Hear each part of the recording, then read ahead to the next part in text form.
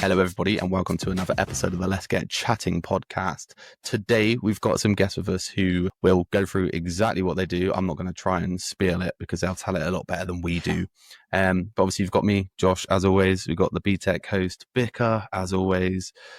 He's a bit slow on the gun, BTEC host. And we've got Kimmi and Victoria or Vickie. What would you prefer? Vickie's easier. Vickie. Cool. We're going to go with Vickie then. Sweet. Perfect. So what we'll do is, as always, what we tend to do on here is just to get everybody comfortable with talking and whatnot. I'll just ask how your day's been. What's everyone been up to? So I'll start. Pretty much today's been, well, to be honest with you, it's been pretty boring. I haven't done much. I've literally been to work, came home, been a dad and chilled out. So easy for me. Vic has been off work. So hopefully you've been a little bit more exciting. Come on, Bix. Well, I have been off with the 5 kids that I do have, and it's been pretty manic, to be honest. It's not really time of work, it's just manic as per usual, but it's been all right. We've been out, I took everyone for a meal, so yeah, it was good. Well, do you have to remortgage your house to feed 5 kids? I was going to say, I feel like that's really expensive. Yeah, Haribos. Bag of Haribos wasn't. Nah, I'm joking. Yeah, what about you, Vickie? I've been at work today, unfortunately, but I did get out for a nice walk around Caldecott. So the office that I work in looks over Caldecott Lake. So I had a little nice walk around the lake on my lunch break, which was lovely. Oh, cool. Nice. Perfect. I don't know how What about yourself, Vickie, I Kimmi? don't know how you fit this all into your day. Vickie's crazy. She gets up at like 5:30 every morning. She gets all of her 5-kilometre walks in, works full time, and then does it. Yeah. To be fair, we're quite similar though, because like I wake up at like most days, not recently, I'm not gonna lie, bicker. I've been failing at the gym again. I'm usually up at like 5 a.m. at the gym before heading off for work at like 6:30. So and then I've got a walking pad. So usually when I'm doing my editing or anything, I'm on the walking pad as well. So I'm trying to get like over 10,000 steps in and so on. It's just, fitness is hard, but as you're probably aware, it's good for your head. So Yeah. you know. Yeah. So, right. Did you tell us, Kimmi? I'm lost. No. Did you? What did you do, Kimmi? No, Yeah. What did you do today? I spent the whole morning sending emails today for mental health cleaning. So, and then I was KO'd for the afternoon. I had a nap, and the cats woke me up because they were hungry. So, not exactly the most productive day apart from the morning. Nah, I get that with the cats. I got 2 cats, and they wake me up all the time. And cats, like, they're worse than dogs when it comes to being hungry. I swear, 100%. because they'll jump on you. Like dogs will just make noise, but my cat will sit on my like head wherever and be like, "Feed me." I've said They that actually cat act like made, they've not been fed in the for morning. days. Yeah. And they can tell, like, as soon as your like eyelid moves in the morning, they're there. Yeah, my cats know exactly what time they're getting fed as well. Like, Yeah. because we feed ours at night and the morning, but it's usually around about the night time they know. So say like 9:30, 10ish, they're like scratching at the cupboard where their food is. They're like, "We know it's food time. Like, hit us up." And I'm like, "What? Give me a minute." Have a strict routine with their food as well, so they know when it's dinner time, and that's it. Yeah.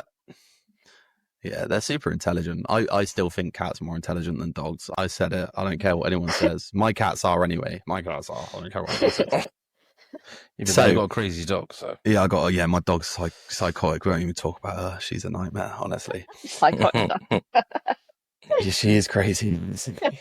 So mental health cleaning. How did it start? So, Kimmi started it. So just, Okay. I think 18 months ago, Kimmi? Yeah, about that. Yeah, so About 18 months ago. October 2023. Yeah. Okay. And I got involved probably about a month later. So we have a mutual friend, and I saw a random post on Facebook asking for volunteers for cleaning for a kind of new volunteer group. And I just dropped down. So I do work full time, but I work condensed hours. So I get every Friday off. And I thought, I work in like quite a corporate environment. I thought, that'd be something really nice to do. So I reached out, and I guess we've had kind of a journey in terms of volunteers, haven't we, Kimmi? So I think in the early days, there's quite a few of us, but probably for the last year or so, it's just been the dynamic. It's been amazing. Do you find that maybe like some people, again, not speaking ill of anyone, but it's like jump on the bandwagon mentality about to where say they're that. like instantly like, oh yeah, we'll do this, and then they realize it's actual, like, you got to get into it, get into the nitty gritty, and Yeah, they're a that bit like, happens quite a whoa. bit. People love the idea of it and helping and sort of, being out there as well. But then when it actually came down to it, it's a lot of work and preparation and love and care and policies and procedures that go into this. And it can be sometimes a little bit overwhelming. And I think, when it actually came down to that, and also people not realizing actually the graft that goes into these cleans is Yeah, it is graft. it's physical work. It's mentally and physically draining. It's not for everybody. So people are kind of fizzled out over time, I guess. But me and Yeah. Vickie, we've just been doing this pretty much right from the beginning together. So it's been absolutely amazing, hasn't it? The journey we've been on. Yeah, it has been a Doing God's journey. work. The dynamic duo doing God's The work. dynamic duo, yeah.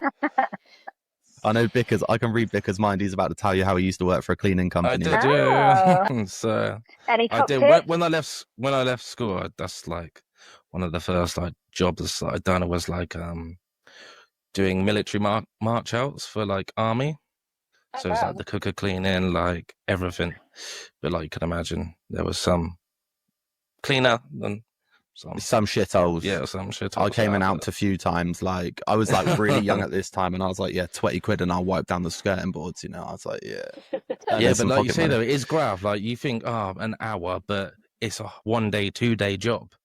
Yeah, so on average, I cleaned, I think on average, I cleaned for 6.5 hours. And this is deep cleaning, decluttering, and reorganize everything. So making systems for people. So sort of the reason why or how this came about, the mental health cleaning, was we realized there was a massive need for this. There isn't anything like this. And me and Vickie, we both have sort of lived experiences, where we've been through things in our lives. And one of the things that massively impacted us was obviously our home environment.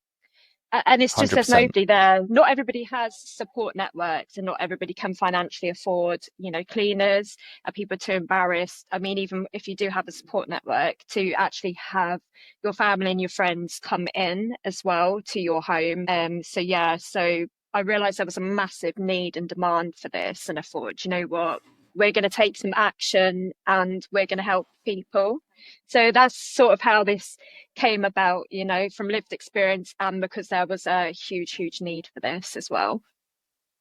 Yeah, I can understand that as well. Like, I mean, not myself. I've never struggled with mental health, not that I'm aware of. I may have subconsciously, but not that I'm aware of, but I can still see I've got a 19-month-old child, so our house is always cluttered at the minute, and it does get me down, like, because I feel like you get to a point where it's enough and you're just like, what's the point?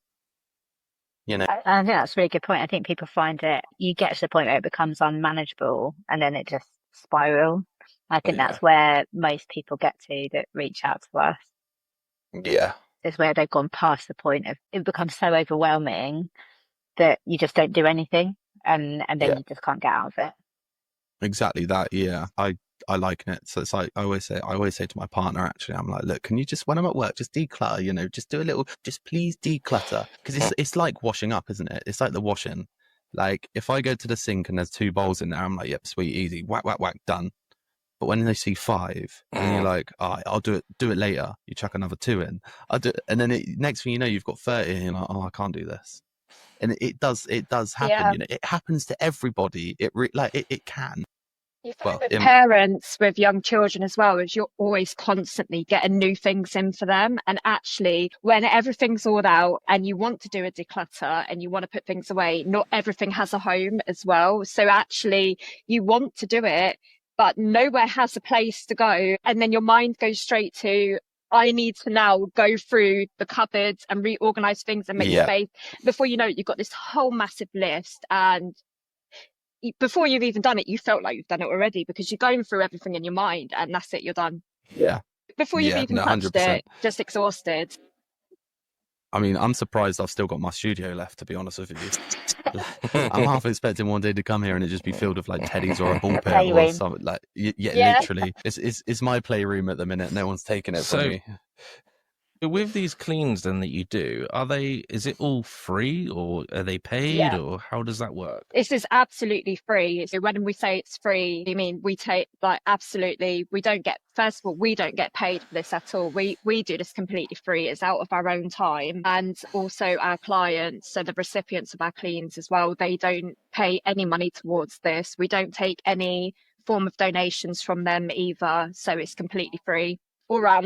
And I think that was Awesome. probably the most important thing from us. Like, I think statistically, if you look out there, probably the most impacted people are people that are, not wealthy or don't have disposable income. And I think that was really important to you, Kimmi, wasn't it, when you set it up, and it continues to be the main purpose of this. So we'll get messages all the time to our Facebook saying that they want how much to do this, how much to come and clear my home. So it's a constant like trying to tell people, because people don't believe that they can get something like that for free. So it's that constant kind of message to say, we can't do your whole home, but we can help you for free for one room. And a lot of people don't think they're worthy of that help, do they, Kimmi? Like, Yeah, it almost yeah. comes as a shock to them that someone's willing to kind of help. They always think there's a really catch, and understand. that just shows sort of how they've been let down maybe before, and the trust that they have in people and sort of professionals, or services that are out there as well, is that they think there's a catch. They can't believe it. But we also have a lot of meetings as well, with charities and sort of local services, and we have a lot of people trying to push us sort of towards being into a business. We need to, why aren't we charging for this? And I'm like, it has to absolutely stay free. That is the most important thing here, is that the people that are receiving the help and the cleans from us, it is free to them. That's the whole point of this. Otherwise, we might as well just to set up a cleaning business, really. And 100%. that's not what we're about. So I get that 100%. And it's going back to sort of, especially like the fact that people are finding it hard to believe it's free. I think that it shows a lot about society today, really, doesn't it? does, yeah. Like, people have been let down, like you say, and also the fact that it's free because everybody's feeling the pinch at the minute. Like, every part of like the UK, like just in the UK, it's like everyone's feeling the pinch. So the fact that you can offer these services must be such a weight lifted off of someone's chest. It's unreal. I'd imagine you see it, like you can see the impact it has, and as much as you're not in it for that, it must give you such like a warm feeling about yourselves as well. It makes all of the sort of stress, the behind the scenes stress and everything so worth it in the end, is that reaction we get and actually the impact that it has on them afterwards. So obviously we can't show our clients to people and we can't show the reaction. All we could do is share that afterwards, but actually being there and seeing that, it's just, we've been in tears quite a few times. It's honestly, it's just the most amazing feeling and experience. And we just did a project with Milton Keynes College, and all of our students and some of the staff that joined us actually got to see, client at the end and show them all of the work that we had done. And they got to see that reaction as well. So they were part of that experience, which is really, really special. That's a really special part of mental health cleaning. That's wicked. That's so good. No, I wait. I can't think about it otherwise. I'm just all of the like tears and It's great as well, like as you were saying, that you can't show it, because I think a lot of people would, if you did show these things, it would be, people would try and spin it in a way, that's why you're doing it, for the clout. It would be exploitation a little bit, wouldn't it, if we're actually showing them? Exactly.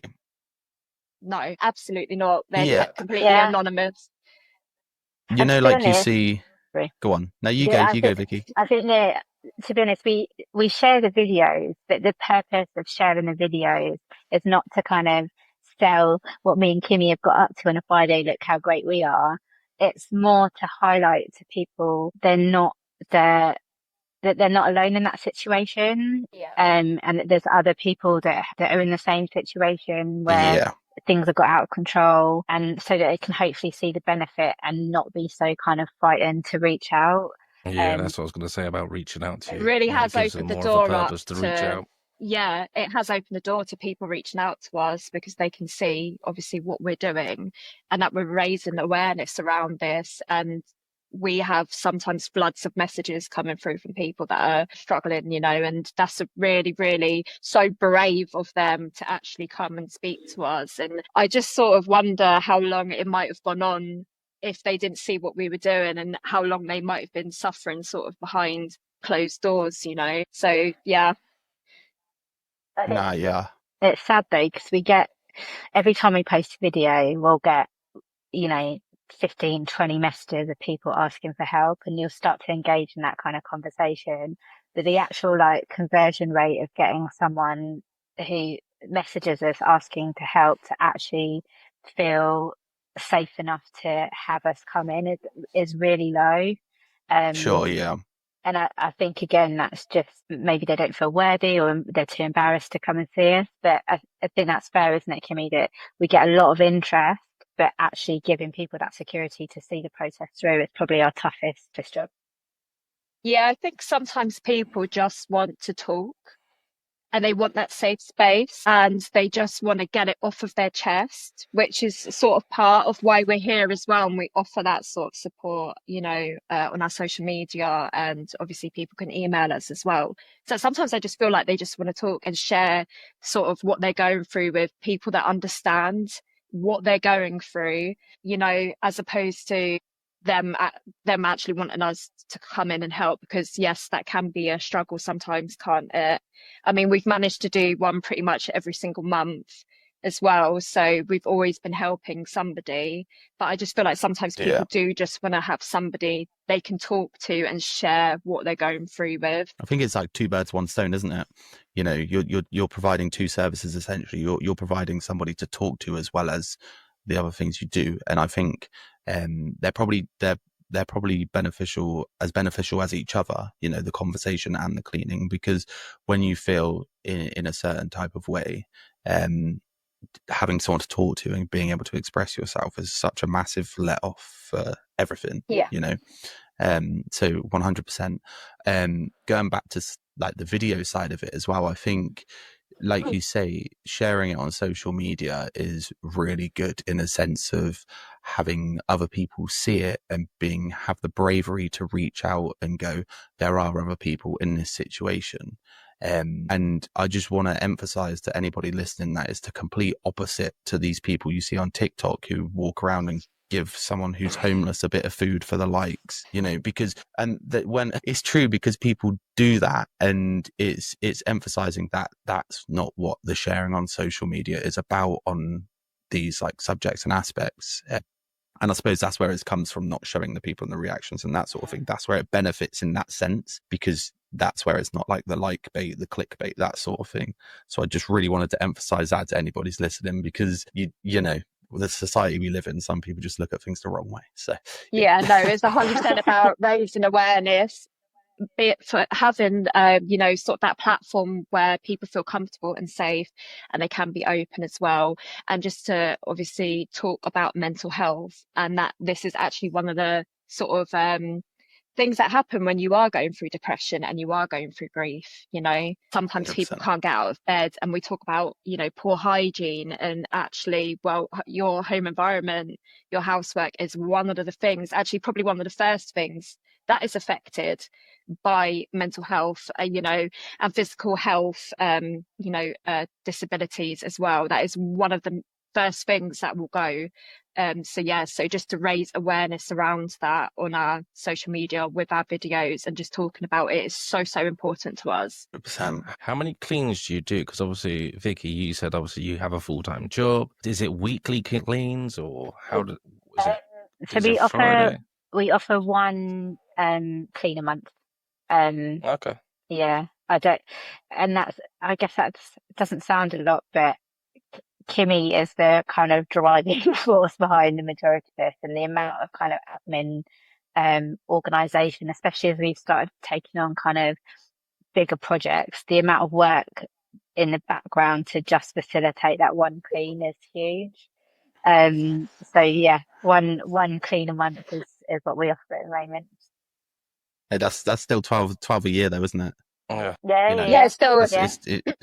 that one person a month, and that 12 a year is one person a month, 12 people a year that wouldn't have had that help. And also, exactly. Yeah. I'm not the most wealthiest person, and Vickie could, I mean, if we wanted to do this twice a month or once a week, it's about taking that time out of work because people need to remember we do this for free as well. We wouldn't Yeah. be able Yeah. to financially afford this at all.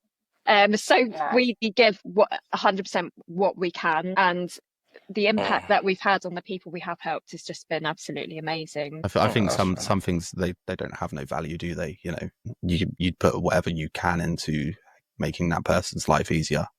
You know, Yeah. it's that simple. So what where was the inspiration from? Where was it? So was it anything that clicked one day? Was it something that you planned to do the mental health cleaning? Was it like a long process, or was it something that you were just like one Or day do you you were guys like, just enjoy cleaning yourselves? That.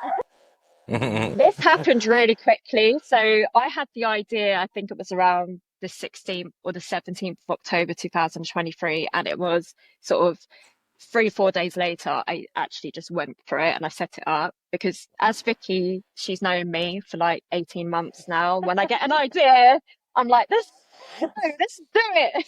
Right. you are So preaching to the choir right now. I'm Literally, I always decided to do messaging this Vickie. podcast. Yeah, I'm always like, don't kill me. Guess what we're doing? So yeah, so it happened pretty quickly. But again, it's from that lived experience. You know, I've been through things myself where things have got on top of me. I've always sort of been in and out of sort of therapy and counselling, and I just want people to stop picking at my brain sometimes. And you know, you could go on the mental health walks and everything like that, which is absolutely great. But I just really wanted somebody to just come here and help me.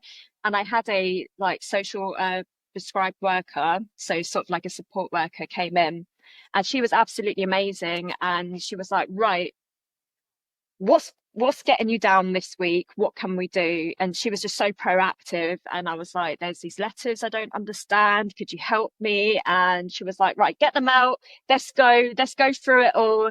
She got on the phone and she was helping. I love this. I was like, I absolutely love this. This is what I need. I don't always want people to be, I don't want to be talking about my feelings all the time. I actually need that physical help and support, and that really sort of inspired me with my lived experiences, and also that help that I had, which was again really, really proactive as well, was to combine those both together and to do this. And I like cleaning for other people. Funnily It's enough, it's hard when it's your own home sometimes, because you're a bit, I think you can have, you know, a little bit of Different fog mindset on your own when you're house, doing isn't it. it? Yeah, it is. I could go to somebody else's house and like, this can go there and me that can go too. there, and then when I'm looking at my own, I'm like, what is going on? What's happening? it's funny because you say that you like cleaning. Because mum and my nan. So Jamie's actually my uncle. So when I say my nan, I mean Jamie's mum as well.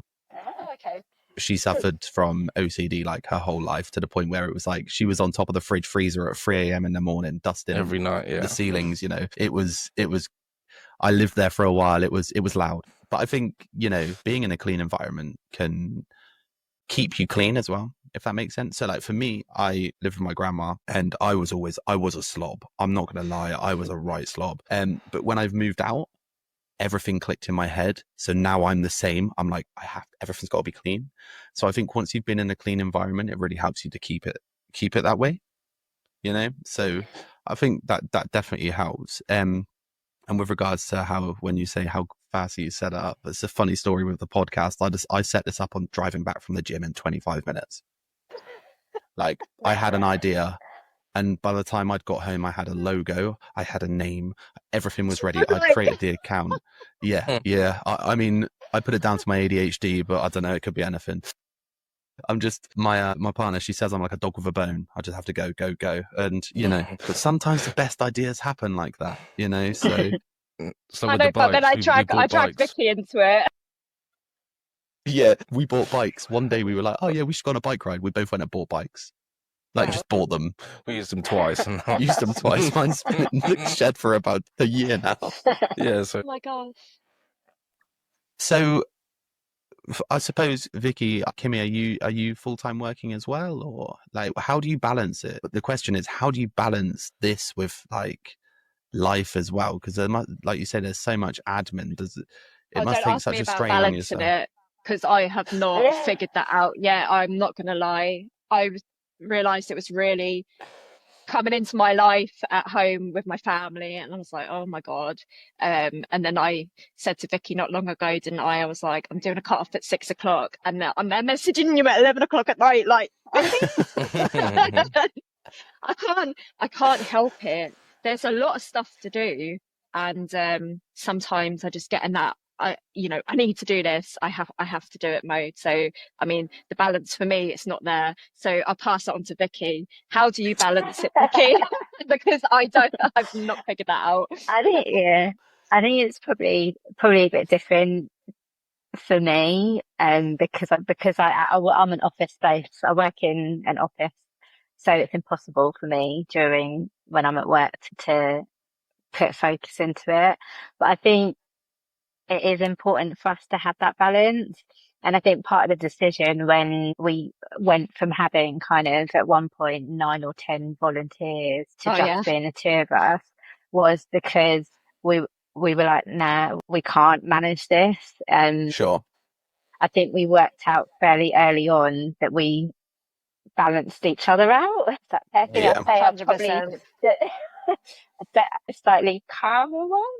More structured. Yeah, more structured. Yeah, that's a good one. I mean, So I you think said we it before me, but yeah, out fairly early on. So I think we knew that we were gonna work well together. We can be honest with each other. So if there are days where, I've got a lot of work on, I know I can say to Kimmi, you know, I need to take a step away for a couple of days, or if Kimmy's feeling overwhelmed, she will say to me, I'm feeling overwhelmed. So I think although it's intense, our balance is probably being able to communicate that to each other and, if needed, share responsibility. But yeah, Kimmy's balance is got a lot of work to do for her own. Is there anything like from your like your backgrounds that like has helped you with this? Like, have you, I suppose cleaning's not easy, but I suppose you don't need to be like trained for cleaning, right? Like, am I right in saying that? when we You don't get need to into the be. cleans that we're doing, you do need training. So I've just done a load of training courses as well. So when you're coming across things like mold, and we're talking Right. bodily Yeah. fluids Don't as talk to me well, about mold. and there's all the different products and what they do and equipment you can use. So there should be a bit of training involved. I wouldn't recommend anybody to go into some of the cleans that we come across sometimes without sort of any experience or maybe that bit of training or knowledge behind them with that. Yeah, I would I not. stand corrected. And I yeah, wouldn't recommend it. my many years ago, I worked for the NHS. Oh, okay. And I used to manage kind of contact. I don't know if you remember NHS Direct. I don't know if anyone rents Yeah, actually old enough to remember that. That I used to manage contact centres for that service. I think that definitely helped me in terms of understanding people and Sure. kind of having some insight into why people behave like they do. So that Okay. helps. yeah. I And worked in have you schools for done? 7 years as well. So I worked Oh, with wow. SEND children as well. So I did Okay. that in Okay. Yeah. in primary and secondary. So sort of going into, looking into autism and ADHD. And yes, this was in primary school children and secondary school children, but that really, really helped me with what we are doing today because we are dealing with mental health and we do see a Sure. massive, big whole range of, different people coming to us with sort of different diagnoses as well, and that's really really helped me with this. Do you find that I've always had this sort of theory in my head, Josh's theory time, that people of say my age and maybe say 26, 27 onwards, because in schools like the diagnoses weren't as available as they are now. So do you find that maybe the people that like you're doing this for because they weren't diagnosed, maybe they've struggled to get the diagnosis, and it's sort of led them down, for lack of a better term, a darker path. Is that a good way to I say think I it? I don't know. found actually people that have the diagnosis and people that are suspected that they have this and they've not been diagnosed can still sometimes struggle the same amount, I think. Do you agree with that, Okay. Vickie? Yeah, and I'm probably very lefty in my political view, so it's probably too political. But I just think the state that the NHS is in at the moment, there just isn't support Mm. available for people. So, Sure. you know, No, there they isn't. could have a diagnosis, but that doesn't mean they're going to get any support That's what with it. that's what I And mean that's as why, well. yeah, that's why I think we Yeah. find people in this position, because mental health support is so desperately underfunded. So that would be my. Yeah. There's No, massive I'd 100% cuts. agree with you. Yeah. Yeah. Yeah, the NHS is buggered. I mean, I yeah, took my it's son up there. Literally, I had to take my son to A&E a couple of weeks ago because he got bit by a dog on his hand. I arrived in there like 6:30 in the evening, and I didn't get out there till like 3:15 in the morning. And That's And it's crazy. like, that is so sad, because I think people are so quick to like blame people that work in the NHS, and it's no, not it's nothing to it's do not with their them. fault. And No, I absolutely. think the scariest thing I think probably for us is that the majority of people that reach out to us are NHS workers, social workers, key workers, because they can't get the help or funding from their own departments, that they're actually having to utilize charities or volunteer groups like us to help their clients. And I wasn't expecting that, if I was honest. Probably Yeah, really no, I naive wouldn't. of me, but that was a bit like when we got our first message, we were like, oh, and then as soon as we started conversing with that person, it was like the news spread like wildfire. Yeah. Yeah, No, it's of really, course. really picked up Yeah. this year. We've had so many charities, so mental health support services that are referring to us. We've had meetings with the NHS, the primary care networks in Milton Keynes. So that could be the East Primary Care Network, the North Primary Care Network that's had meetings with us, Milton Keynes Council, the social services. It's just, we've had housing as well. I won't name the housing associations. They've been in contact with us as well because Oh, they're wow. tenants. Obviously, housing officers go out and they're regularly visiting tenants, and they can obviously spot that their tenants are struggling. So we've had them reaching out to us as well. And then we get all of our organic sort of referrals as well, where people themselves are reaching out to us. So it just, as Vickie said, it just spread like wildfire. And I'd say a lot of our referrals now are actually sort of from those services, aren't they? Yeah. Yeah. Oh, wow. It just shows how desperate, you know, social workers and It's really support sad to workers hear, are. actually. That is actually really sad to hear. Like, people are like, even sort of like whoever's like the people that you just mentioned is reaching out to you, that it's actually got to that point. Yeah, it's nuts. Well, I was reading online somewhere the other day that I can't remember what service it was, but they were like timed on their visits to houses. I can't remember if it was what exact service it was, but it was one of like, it could have been like police or whatnot, but they were actually timed on how much time they can spend in houses now. Which When is you go like, to the GP, I think you're only allowed to discuss one problem in You are, yeah. your Yeah. appointment. Like Yeah. what? Like how 10 does that minutes for appointment, one isn't it? problem. Yeah. Yeah. How does that even make sense for funding? Like, what are you Mm. talking about? Like, you could talk about two things in 10 minutes and when you're done, but now you've got to book 2 appointments. It's crazy. how can you, especially when these things, like the two things could be linked, you know? Exactly. It's like, what? It makes Oh, I don't no know. sense at all. But listen, it's not their fault, is it? You know, No, that's the no, thing. no. It really isn't, and it is hard, and it's sad, and I think but I think not in a positive way, but it has brought things out such as the mental health cleaning. You know, maybe like it shouldn't be needed.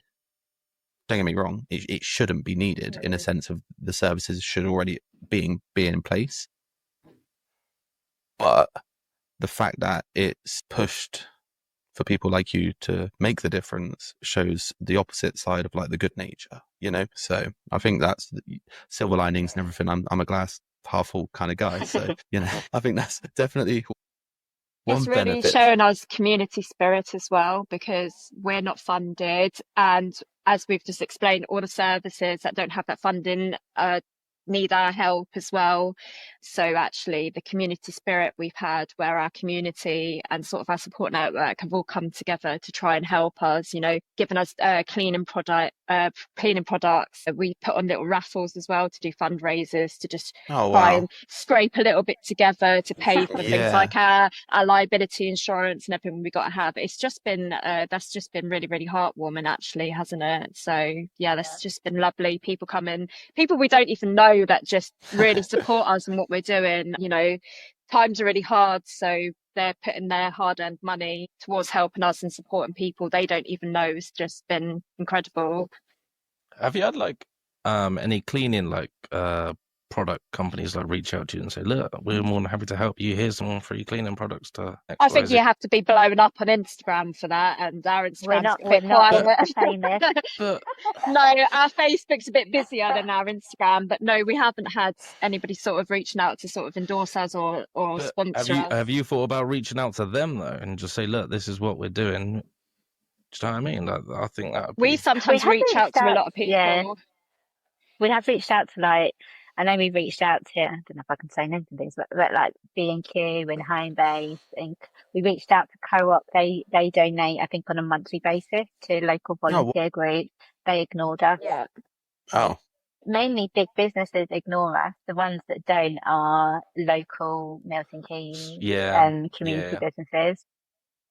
A lot of people are changing. Obviously, they did help voluntary groups, community groups such as ourselves, but actually a lot of people are like, if you're not a registered charity and you don't have a registered charity number, then I'm really sorry, we can't help you. I've been in Sainsbury's, we tried the Co-op, we've tried B&Q, Homebase. I think Wix actually tried to support us back in December of 2023, which is absolutely amazing. They were going to donate some PPE to us, which is great. Yeah. So sometimes they could do discretionary things, but yeah, and even when we're doing our raffles, the amount of messages we send across the whole of Milton Keynes, help us!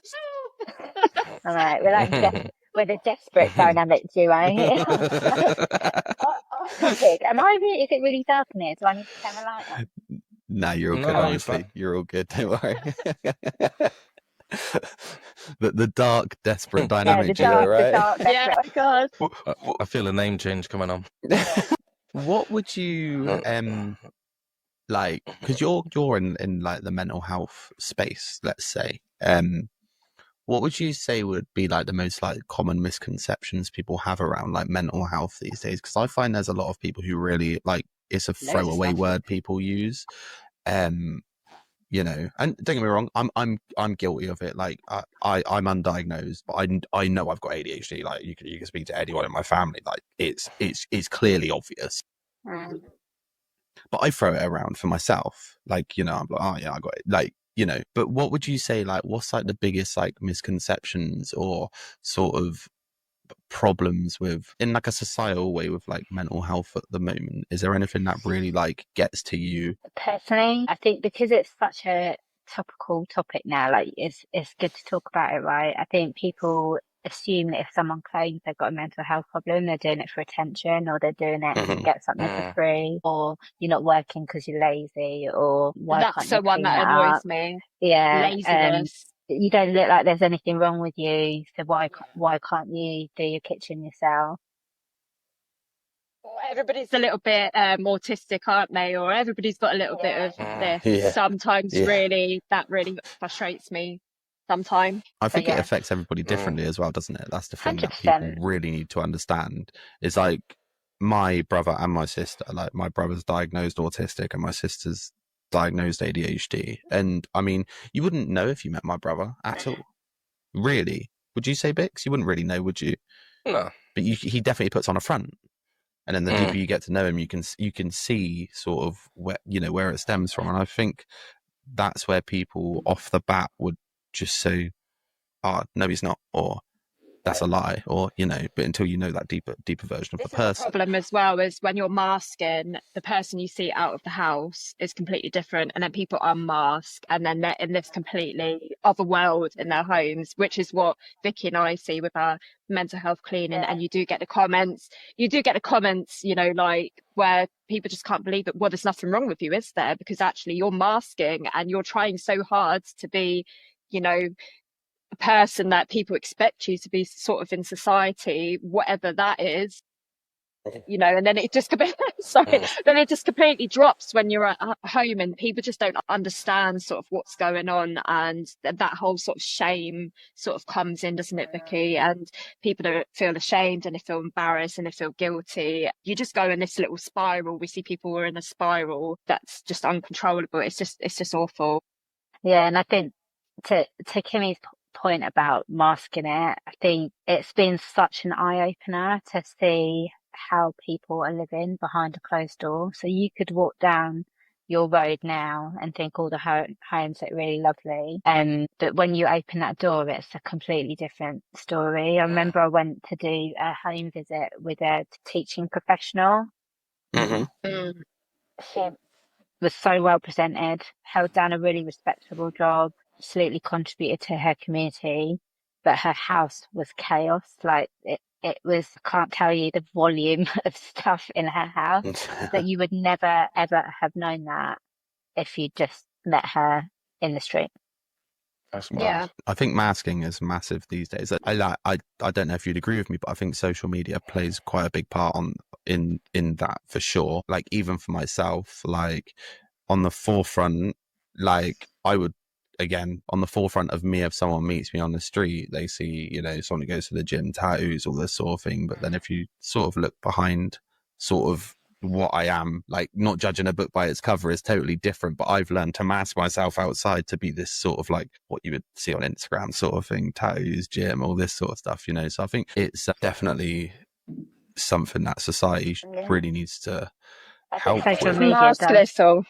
Yeah, I think social media does have like such a huge responsibility to play in terms of how people feel about themselves, because you only put like Houses. their houses as well. Yeah, I remember we did a little Yeah. bit of a post about that, didn't we? Because when all you see on TikTok or Instagram is all these cleaning videos, the reset days, like how nice is my new Their sofa, and fridges with the all the fucking stupid food stuff things in their and fridges, and that's not reality. People not at all. don't live like that, and it's okay if your house isn't like that either.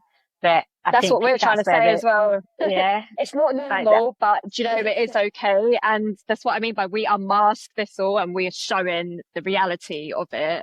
And just this whole massive standard that people are holding each other to, where your homes have to be pristine, and all of these videos you're seeing on social media, and I'm like, there's no way your house looks like that.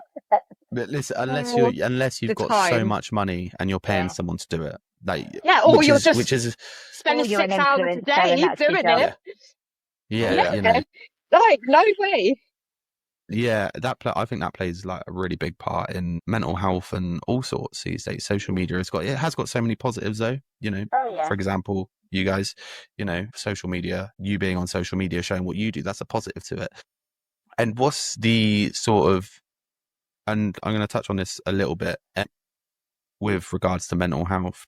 Do you deal with sort of like anyone with like addiction and things like that? Is that something you're dealing with as well? So I just want to say that sorry, I just interrupt you. If I interrupt, No. I'm not being rude. I can't help it sometimes. Can I, Vickie? I'm the same. I'm really bad for it, so don't worry. Please finish your question. I think I did. I can't really. You bamboozled him now. I am so sorry. And I'm only joking. You're all good. Carry on. We do help people that have addiction and sort of more severe mental health and diagnosis as well. But what's really important for us to obviously share with everybody is that we make sure that, first of all, if we accept them, sort of take them under our wing as one of our clients as well, that actually they are being supported by somebody. So if we had somebody that disclosed to us that they are going through, maybe they have an alcohol addiction, and they've disclosed to us that they don't have a support network in place, and they've not reached out for help, that's something that Vickie and I can do, is that we could put referrals in, we could get them that Okay. support. So it wouldn't be within the best interest for them and for us to go in and do the clean, for them to just, it would just all go back to how it was a week later. So it's about really making sure that they have that support in place, signposting people as well. So we're very, very careful with sort of who we take on, but we have helped people that have had addiction problems with some of the... Do you take like safety measures in as well for yourselves, like safeguarding yourselves Absolutely. as well? So safeguarding and risk assessments are a massive part of this as well. So this is what a lot of people don't realise goes behind the scenes, and everything we have to do with all of the admin and the policies and the procedures and the conversations and just everything that happens behind it. So we absolutely do safeguard ourselves, and we look after ourselves as well. We always go in twos, doing home visits. Yeah, the dark dynamic during. We are in contact with their support workers as well, so we'll get a little bit of background. They're aware of this as well, that we will be contacting if they do have a support worker or something, or they are with the mental health service. We'd just have a little chat with them, get a little bit of background about them. We spend a lot of time speaking to our clients as well. We'll always visit in twos. It will always be me and Vickie. We'll never go alone as well. We have like safety words that we'll use, like little code words if we feel unsafe, if we're in the home as well. Because sometimes I think maybe one of our clients has had a bit of erratic behaviour, I would say. So to make sure that we do have our code words in place as well, where we understand what that means, and that means we just leave everything and get out. Yeah. But I think I had a code word on my first date with my fiance. I had a code word I was going to text to my friends. Like, she's beautiful, right, and well out of my league. So I was like, I thought I was going to get kidnapped. This is like the God's honest truth.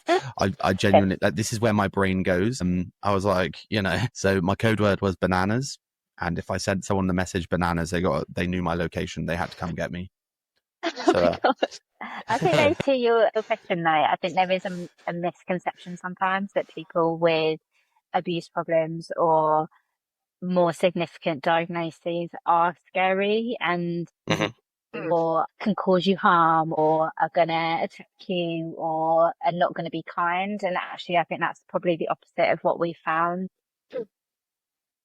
They've been some of the loveliest. They are gentle, warm, lovely people, and they just need a bit of help. Well, Jamie is an addict. Oh, Jamie is an addict, so we're recovering. You're not scary. No. Well, I don't know. He can be. Like, he's a bit weird. But like you say there, when I was like really bad into addiction, it was didn't want to leave the house, didn't really want to do anything, didn't give a shit about myself. But yeah, it was. I can see like where these people with addiction go into these things. Like, I could just say it, yeah, like 100%. I think that's why we're interested in having people who come on and talk about mental health, is because you've got a live experience of it, haven't you, Jamie? So it's super helpful. And I think you've been there as well with regards to like you're not giving a shit about like anything. How you looked, what anything looked like. Anything. Not what anyone cared. I didn't give a shit what you thought about me, my mum and dad thought about me, like anything. Well, congratulations on your recovery. Yeah, it's amazing. You're really inspiring. A dad of 5. You look very well groomed and presented, like you're doing your part. It's just absolutely, honestly, it's incredible. Well done. He only shows his face though. he's joking. No, don't go there. We don't want to know. God. No, I can't even say it. I'm not going to say it. Right. Bullies. Yeah, I'm not a bully. You know that. He always calls me a bully. It's banter. It's all light-hearted banter, everybody. Amy, were you really affected at home when? Sorry, were you really affected at home when you were going through addiction? Yes. Let's be real. Yeah. But it's like, to what sense, like, really affected at home? Like, as in what? Sorry. Was it sort of, did you find, I don't know if you were with a partner or you had your children at that time? Yep, you did, I did. So did you Yep. find that massively impacted? Obviously, maybe you weren't able to sort of offer that sort of support at home and Everything, yeah, just everything. I was a terrible dad. I was all round terrible, to be honest with you. It was, I don't know, I don't really know how to put it. It was like just one thing that made me click, and I was like, nah, I change now, and that was it. And I'd done a whole year sobriety, nothing. And then I started doing like really well at work. I got promoted at work, and like the amount of positivity that comes through sobriety is unreal. Yeah, because we got to a point where we hated each other. We like basically we didn't like each other. Yeah. Like Yeah. Honestly, we didn't. We'd like be in the same room and we'd get on for the family, but it was like, stop being an arsehole, Bix. Come on, sort it out. And he was like, shut up, Josh, you dickhead. Like it's you know. But you were also, I would say, you were still working. What is it they call it? A functioning addict. Functioning, yeah, I was. And you were, and you masked 100%. It. You masked it. I did. But no, I'm super proud of him. I don't say this very often, but I am. I am. He's an annoyance, but I am proud of him. All right, guys. So that's a nice ease for you out of today, though, Bix. That's it. That's all you get from it. What do you think, like, as people, just in general, like society can do to sort of help the stigma around mental health? What would you advise people, in a sense? Talk about it and check in with your friends. I think one of the biggest drivers for poor mental health is loneliness or feeling like you're alone. I'd say just making that first move to talk about it with someone. I'm definitely now feeling like I'm sitting in a pitch black room. No? It has got a little bit darker. That's fine. We'll carry on. You're all good. I definitely find, like, now I'm all.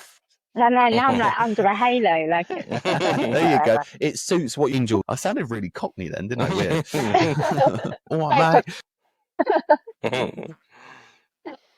I also think that there needs to be a massive highlight on women's mental health these days. There's a lot of highlight on men's mental health, which I'm good with. Keep it going, but I do find that there's a lack of, like, what I see on social media anyway, a lack of promoting women's mental health.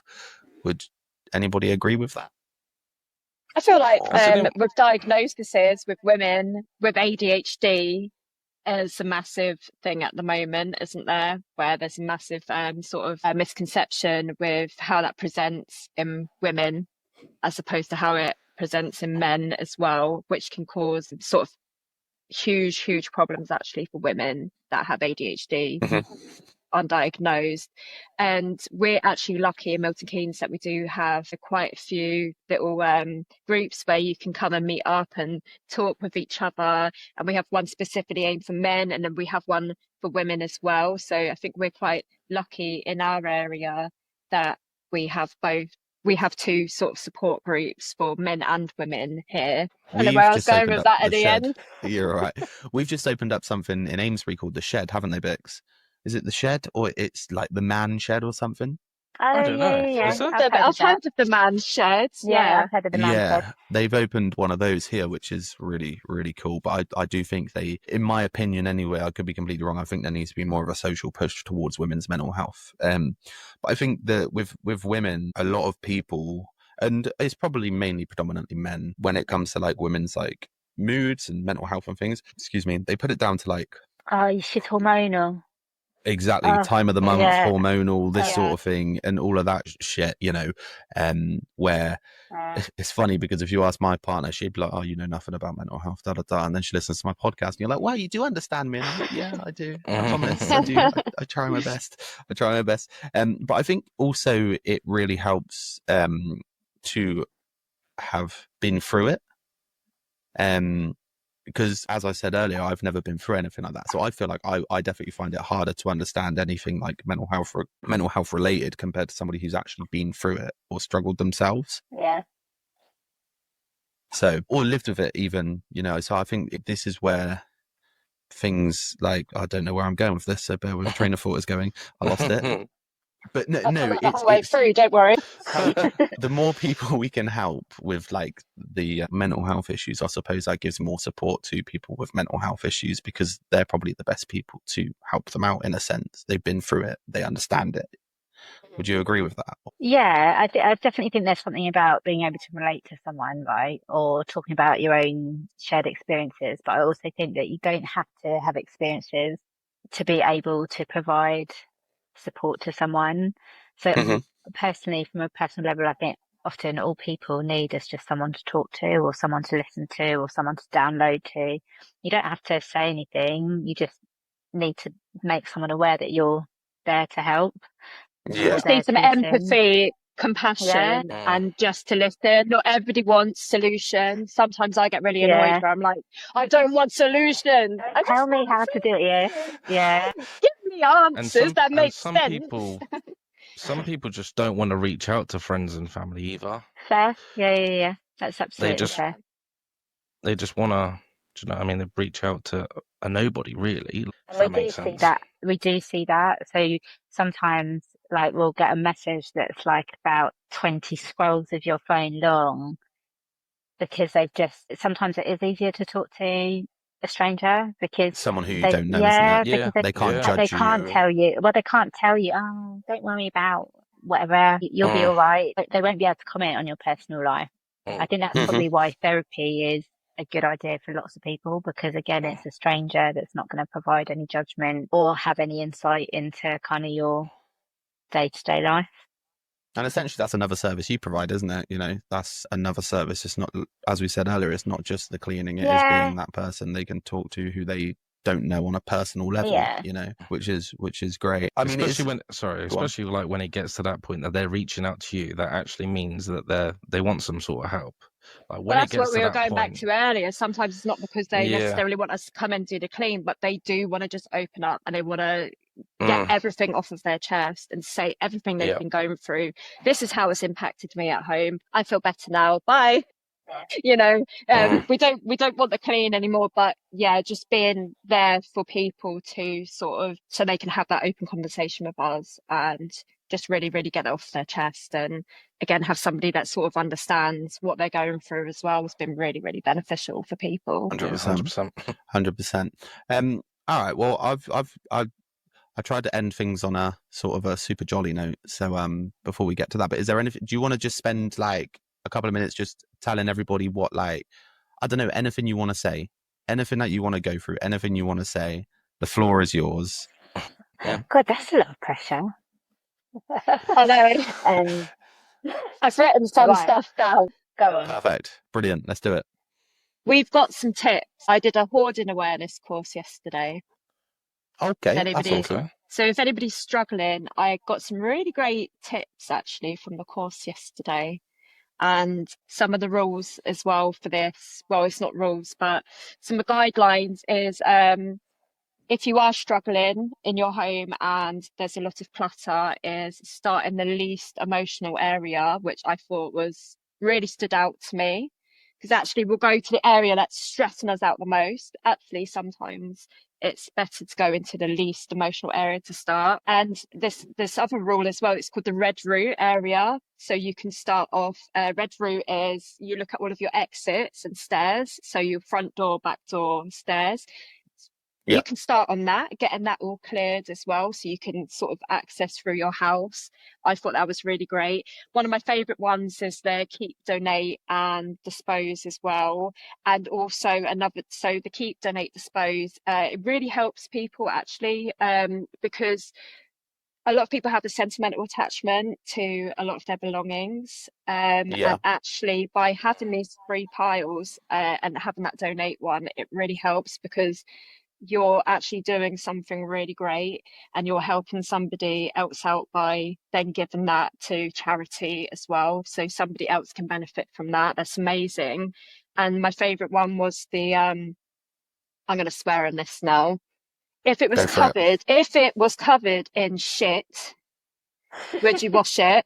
If the answer is no, throw it away. Chuck it. If it's covered in shit, would you go through all the hassle of disinfecting it, cleaning it to keep it, or would you throw it in the bin? Okay, so just look at that with some of your items as well. I Imagine like it's that. covered in poo. Would you honestly just bin it? Then yeah, just throw it away. I thought that was I'm using absolutely that one. brilliant. I was I'm like, oh my using that one God, with my I'm gonna look at missus. everything with Like, poo no on it doubt. now. I'm using that one. We're really bad for it. I need to use it on myself because with little man, we're really bad for it. Where like it's all sentimental. You know, this was his first night outfit. This was his first this. This is. But then you get to the point where you're like, oh, this was his first set of trainers that he played football in. But it's not his first set of trainers. You know, Yeah. you're just like, dude, you need to stop. So yeah, we're going through that at the minute. So I'm going to use that. I'm using that 100%. Yeah, if it was covered in poo, would you wash it and Would you? keep it? I like that. I like that. That's brilliant. My sign off is going to be more sentimental. So I want to say that if you're in Milton Keynes and you're having a difficult time with your home and you need some help, please do message us because we're here to help everyone. We will get all your socials in a second. Don't you worry about that, and I will put it in the notes. But that's brilliant. And I would like to. I mean, Bicker, is there anything you want to go through? No. It's been quite interesting listening to. Bicker's the quieter one of the two, as you can probably tell. Yeah. Sometimes I just lose like my thoughts. Sometimes my mind just does some mad stuff and goes elsewhere. But Josh is just like there because he's on it like all the time. He's like straight away. I'm like, yeah, okay, yeah. I'm such an anxious person. I'm going to be like, after this, I'm going to be like, you idiot, why did you say that? That's fine. We're always open to episode 2. So don't worry about it. We're always open to having people on again, so that's nothing to worry about. But I always like to sign off on something a little bit lighthearted. Funny enough, we did a litter pick recently. We found a whole carrier bag full of bottles of wee. A whole carrier bag. Oh no, and we found a rug with the poo on it. The rug with the poo. Is this picking up around the community? Yeah. Yeah, you can see her in the video where she gets the litter picks. Oh, that was so funny. Oh yeah, we found. We've mentioned these sort of things before. Like we're telecoms engineers by trade, so we travel all the time, and there is times where I need to pull up on the side of an A road for a number one. And it does happen. I apologise, everybody. I know it's not right to do. No, but I have seen some weird things on the side of the road. You know, you see a cut in on a bush and you're like, right, okay, cool. And then next thing you know, you're walking in and there's a leather outfit and you're like, what the fuck? Yeah, that's true. Like, I've seen all sorts. I'm pretty sure I walked into like on the side of an A road sex dungeon. It was weird. So yeah, we've seen some weird stuff. Yeah, honestly. I've seen like sex toys in like care homes and stuff for little old Betty in room 7. Like it's mad. She still wants it. Why would you not want it? She's still into it. I learned in college actually, so a very long time ago, that actually, did you know the highest rate of sexually transmitted infections is in care homes? Okay. They're on it. Wow. They're on it.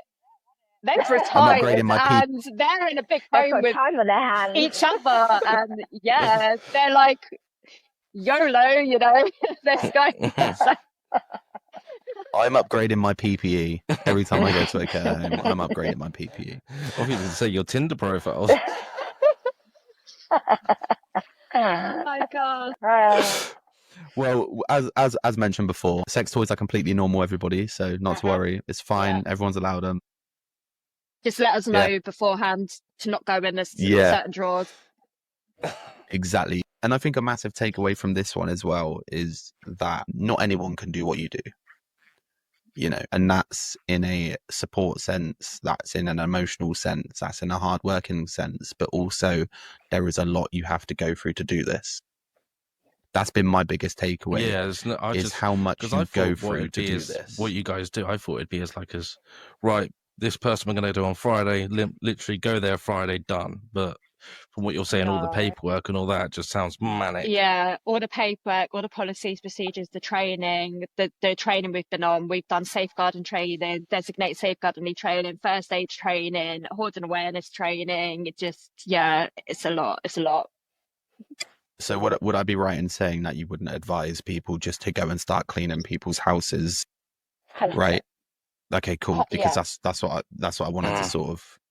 There's a lot of things Yeah. One of the main things as well is the liability insurance, which isn't cheap as well. You need to make sure that, first I of know. all, yeah, you obviously we've done counselling. Vickie's worked in the NHS, so we can have these conversations with people as well. I don't think it's a really good idea to just go straight into somebody's house, not understand sort of about their mental health, what they're going through. You could really trigger people. People could relapse, and you need to have appropriate conversations with people as well. Yeah, I don't want to stop people from wanting to help people, but just really think about actually what you're doing and what the people are going through as well. Yeah, no, of course. No, that makes total sense as well. Yeah. Like everyone, if you want to help somebody do it, you just got to do it the right avenue, right? Yeah, It's, absolutely. and are you still looking like, are you still like volunteers? Is that something you're still open to, or is that something sort of at the minute you're a bit closed off to because I it's said if we take on any more volunteers, I need a volunteer looking after my volunteers. I want a volunteer PA. So that's what I need, a volunteer PA, who's like my shadow, yeah, and then a volunteer looking after the volunteers, because that was a lot. It was a lot. No, that's fair enough because We essentially like you're people then joining us one-off for projects. That's absolutely fine. Permanently at the moment, yeah. Me and Vickie just smash through everything together, don't we, Vickie? We work so well with each other. So yeah. Nice. amazing. Wow, I appreciate you both coming on. It's actually been eye-opening. It like genuinely it has. Yeah. Learning things and just sort of taking a more of an understanding for me. I think I always learn things from these conversations we have with people, but I do try to actually implement them in my life as well. So we appreciate you coming on. I would also like to just say, like, in the least patronizing way possible, well fucking done, because like what you're doing is amazing. Yeah. Thank It was really you. good. Like, Thank you for having Thank you us. so much. that's not us chatting the shit either. But before you go, please let us know what your socials are so we can everybody can hear them and know them. So tell them where they can find you on Instagram and Facebook or whatnot, and then we can go from there. Well, we're called Mental Health Cleaning across our Facebook and Instagram. So just look up Mental Health Cleaning.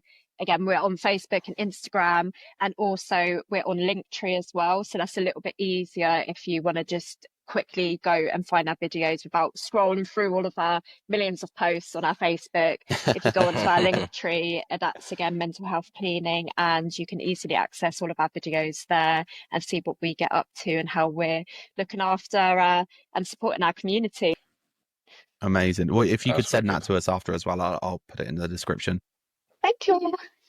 Yeah, amazing. I would also recommend you do a YouTube, just an FYI. But yeah, anyway, do a YouTube. YouTube's I amazing. need a volunteer for that who can run the social medias, because I'm doing everything. I can't take on any more stuff. That's fine. If you ever need a hand, just give us a message. I can't physically do it, but I can advise you in many ways.